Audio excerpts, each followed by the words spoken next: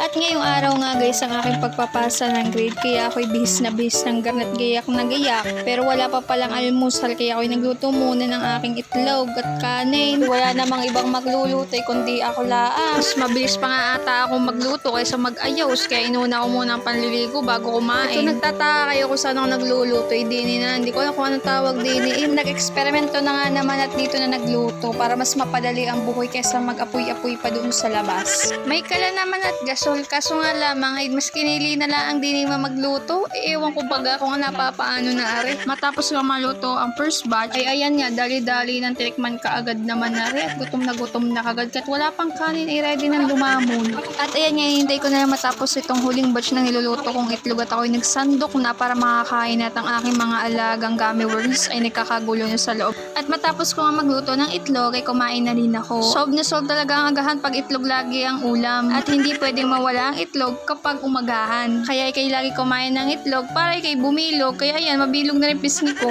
At matapos nga kumain ay nag-ayos na uli ako. Habang pinagmamasdan ko nga sarili ko sa salamin, iba talaga ang before at after kapag naalis ka, kapag nasa bahay ka laang. Ang pinaka-struggle ko talaga sa lahat ang pag-aayos ng buko. Kapag tag-init kasi sobrang pawisin ako, kaya hindi ko alam kung ipupuwid ko ba o ilulugay. Kaya tuloy, nagmumukha akong losyang dito pag naalis. Yung aalis ka ng kainit-init na panahon, ay pag uwi mo'y malagkit ka na dahil sa iyong suot, ay wala tayong choice kundi magsuot ng mga komportableng suotin sa mga damit nga natin. At ayan nga, matapos kong mag-busy, kompleto na ako. Paalis na nga dapat ako na rin ngunit ay tingnan mo naman, sumayaw pa sa likod ko at ako'y may nakalimutan kaya ako'y napabalik. At naiwan ko pa nga 2 titulo ng lupa ako.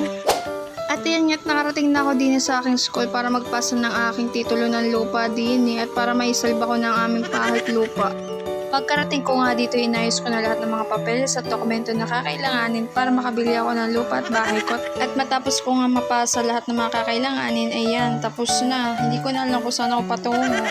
At napansin ko nga rin suot kong ginto, hindi ko pa pala napapa-adjust. Yan tuloy maluwag, baka magpatak-patot kung sino pang makinabang.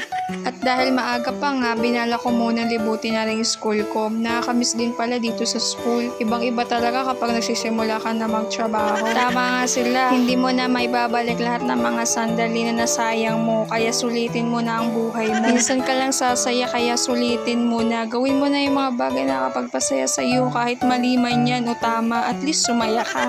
At ayan nga, unang pagpasok nyo, makikita nyo yung nakasulat na aming pangalan ng school. At dito, habang naglalakad, yan ang napakalawak na hallway. At makikita mo rin dyan mga naglalakihang mga building. Sobrang init naman dito sa Batangas. Ay tingnan mo ang itsura ko. Kaya nagbalak muna ako pumunta muna sa kantin para magpalamig. Hindi na kinakaya din ng aking pimples sa babat. Baka rin pumutok na nga.